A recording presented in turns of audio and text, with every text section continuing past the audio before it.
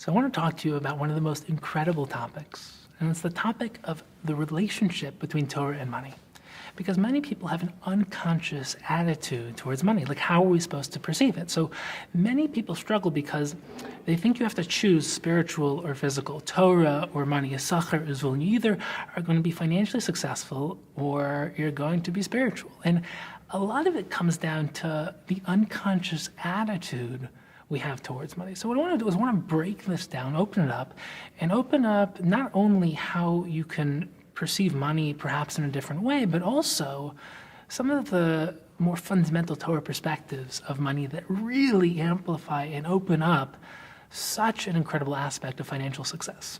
So number one, a lot of people, especially people who are born poor or lower middle class, they have an unconscious negative attitude towards money, like they're taught money is evil. And part of that is because if you don't have money, you have to rationalize why you don't have money, and it must be because money's bad.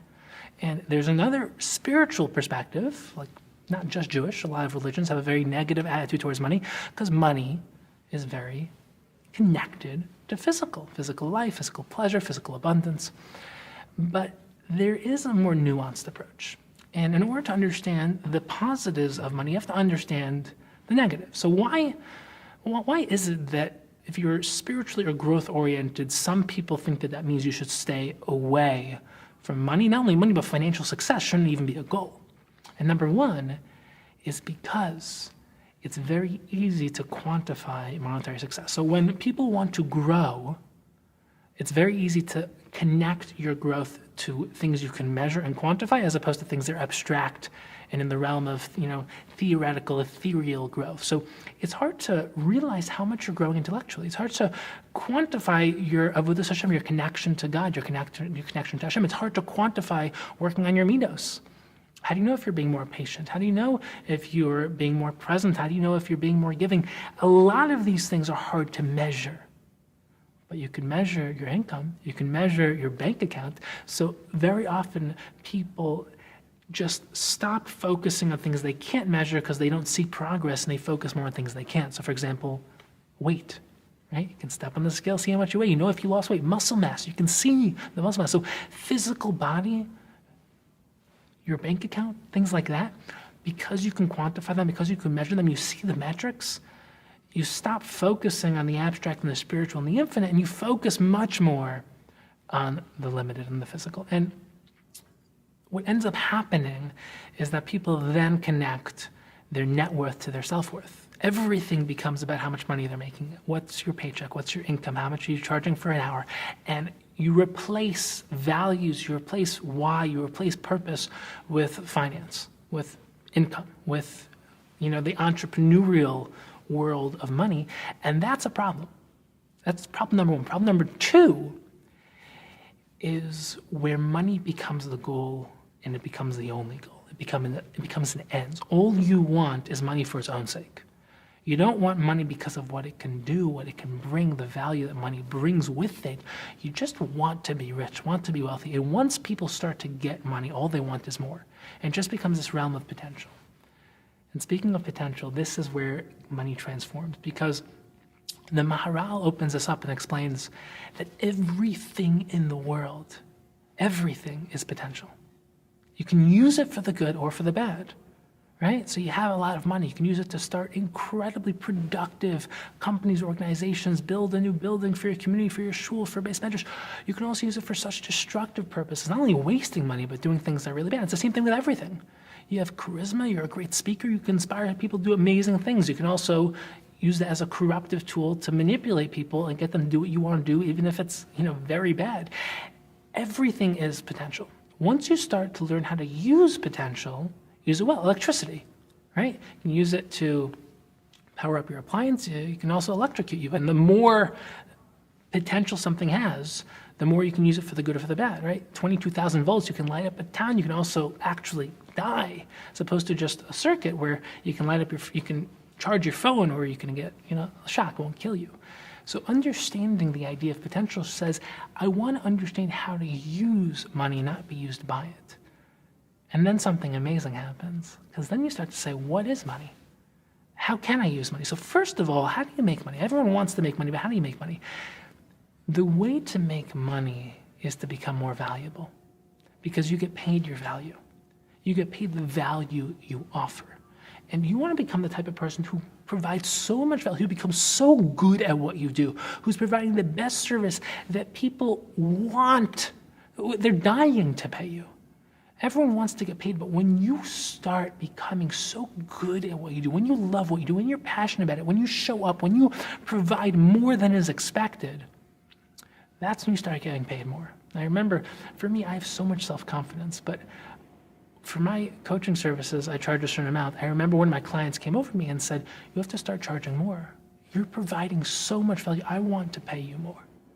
Now think about that. When you start providing so much value that people say, you're worth more, you start elevating. Now for me, I usually am confident enough to jump the gun myself and say, time to go to the next stage. Sometimes you need someone to tell you, you are valuable. But it starts with having the commitment to becoming valuable. And when you focus on what am I good at, what can I become better at, how can I provide more value, how can I change someone's life in the most amazing way, provide a service that they're going to come back for more, they're going to refer other people. That's where you start making money. You build real relationships, real connections, and that's where things start to progress. So what you want to do, number one, is you want to start to realize that you get paid your value, so become more valuable. But number two, and this is also so powerful, is that money is the foundation of impact. You want to live your purpose. Part of living your purpose is helping others, impacting others. Money is part of having a major impact.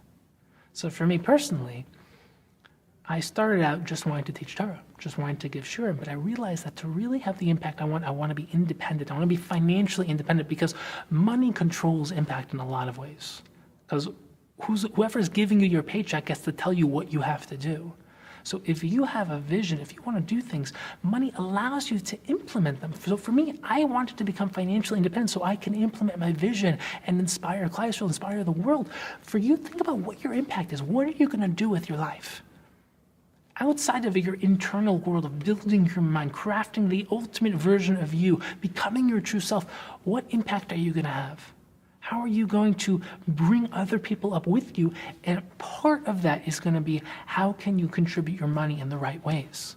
Which is essentially the concept of tzedakah. Think about that. So before we talk about tzedakah, you have to understand, what is your money? Your money is an actualized expression of your potential. Money you've earned is literally you. And think about this. Yaakov Avinu, he went back for Pachim Ketanim, went back for these small vessels, risked his life to get these small vessels. Everyone asks the same question, why? So Rashi explains, because he valued every single one of these pachim, every single value, he valued everything. Why? Because everything you own, everything you earn is an expression of your potential. You have a certain amount of time every single day, right? 86,400 seconds every single day. How you choose to use them becomes you, the ideas you feed your mind, the relationships you build, who you're becoming. That's an expression of your potential. Every dollar you bring in is actualized potential. Now, spiritually, there's a very fascinating relationship between money and Torah. As in what? As in there's two ways to get olam haba, two ways to build eternity, two ways to create the ultimate essence of self. One is to actually learn the Torah. The other is to support it. Why? Because you need both. Now, ideally, everyone would do both, and you can.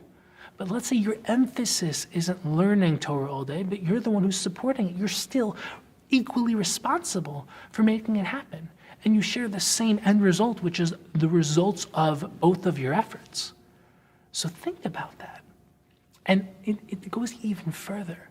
It's not just that your money is your impact. So you should support Torah, support Klal Yisrael, support Jewish causes, support the world, support good, bring more good into the world. It's deeper than that. It's that the idea of ma'aser, the idea of giving 10% to tzedakah or more, but the idea of giving tzedakah is much more than just impact and practical. Your money is literally an aspect of you. You earned it. You translated your time, your potential into money. What you do with that is now an expression, an expansion of you. So if you want to think about it like this, you love yourself because you really only experience yourself. Who else do you love in your life? What do you love? You love everything that's an expansion of you. So if you come up with an idea, a company, a brand, an idea, you love it because you created it. If you come up with a song, you love it because you came up with it.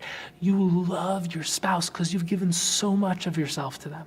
You love your children because they're literally a genetic expression of you, and you've given so much time, energy, and effort to them. Everything you give yourself to, you love because you see an expansion of yourself in them.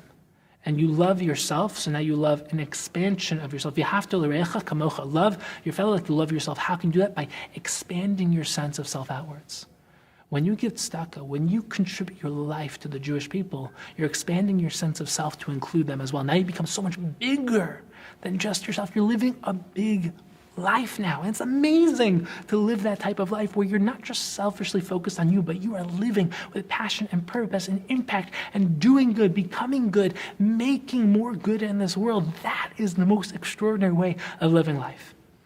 And if you want to live that life, you have to have vision.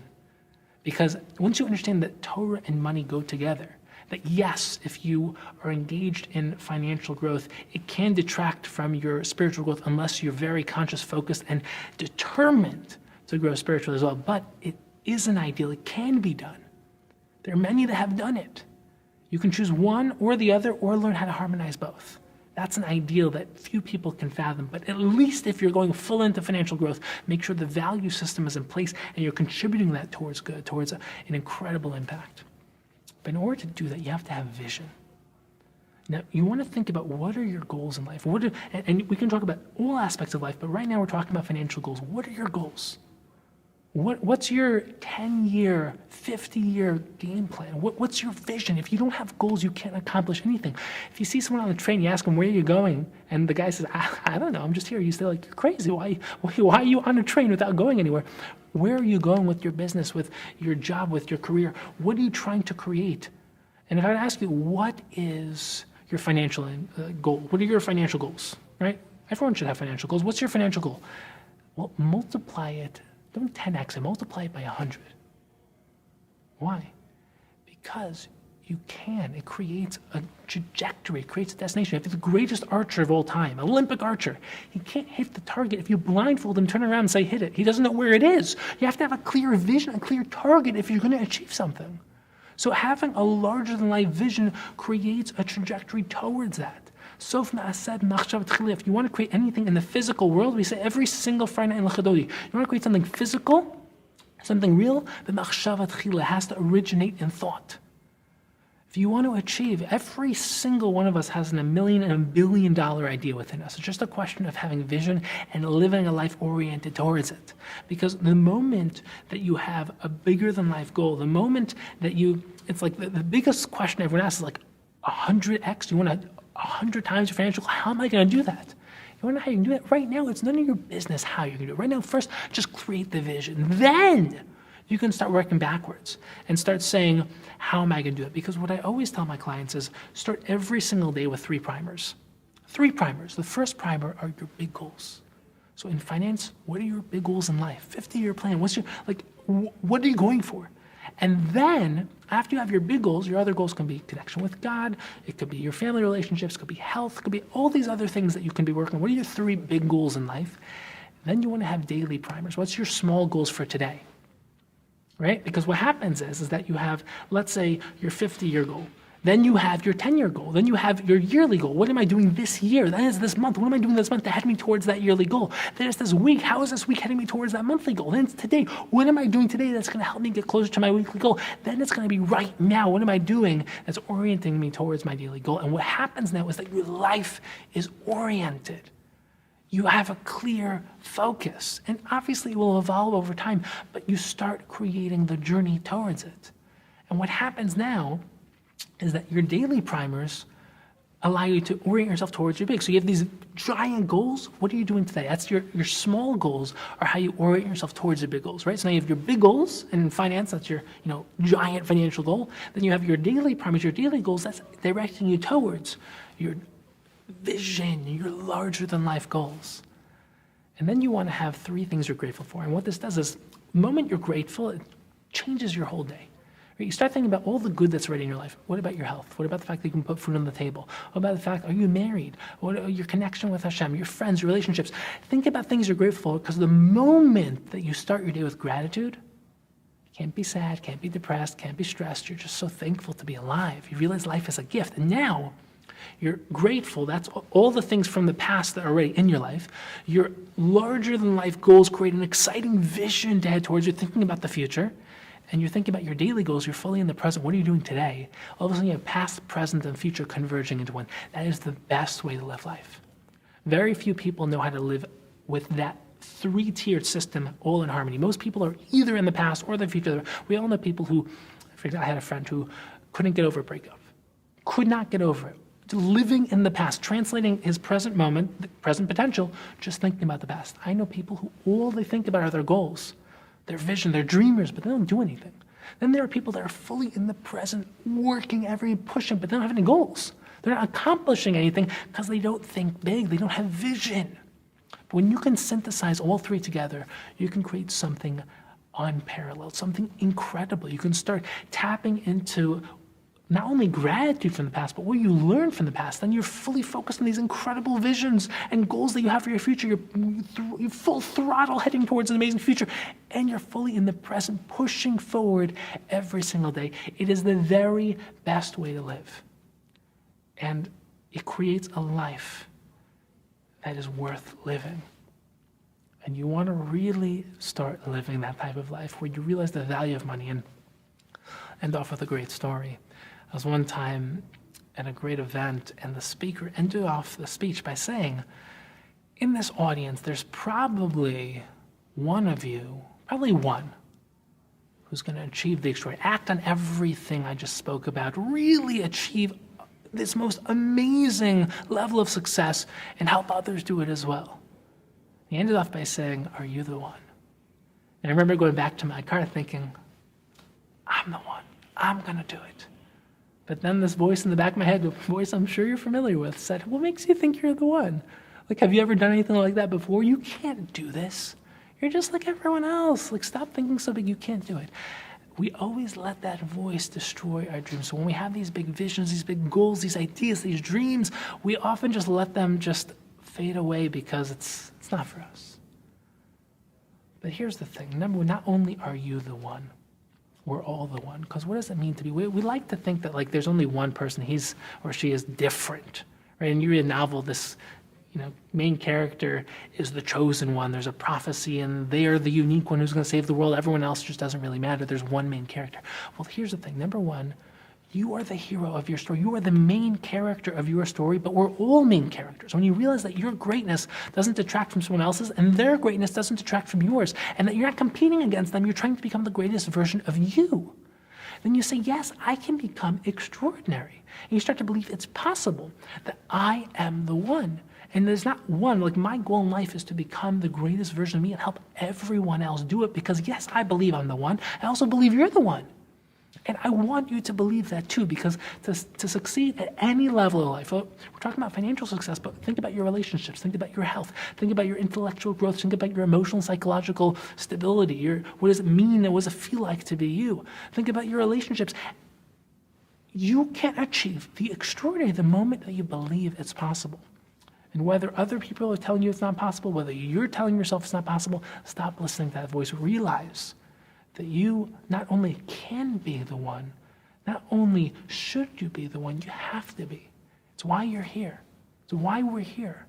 And as long as your financial success is much more meaningful than just financial success, as long as you're living for a greater why, a greater purpose, you know why you want to be financially successful, then Torah and money go hand in hand. So live an extraordinary life. Strive for financial success and realize that you are the one.